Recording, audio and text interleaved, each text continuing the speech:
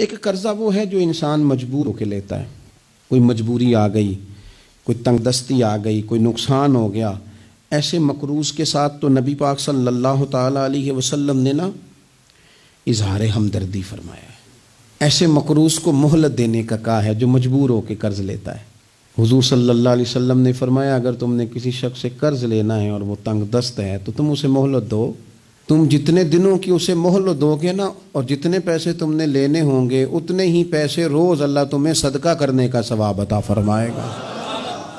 اظہار ہمدردی کیا، اور کریم ہے نا محبوب، لاجپال ہے نا محبوب، عطائیں کرنے والے ہیں نا محبوب۔ کون دیتا ہے دینے کو منہ چاہیے، دینے والا ہے سچا ہمارا نبی، اور مانگیں گے مانگے جائیں گے، منہ مانگی پائیں گے، سرکار میں نہ لا ہے نہ حاجت اگر کی ہے۔ حضور فرماتے ہیں ابن ماجہ میں محبوب کریم علیہ السلام کا فرمان موجود ہے، محبوب فرماتے ہیں میں مومنوں کی جانوں سے بھی زیادہ قریب ہوں، اگر میرا کوئی مسلمان مومن میرا امتی فوت ہو جائے اور اس کے ذمہ قرض ہو تو مجھ سے آ کے لے لینا، میں اپنے امتی کا قرض ادا کر دوں گا۔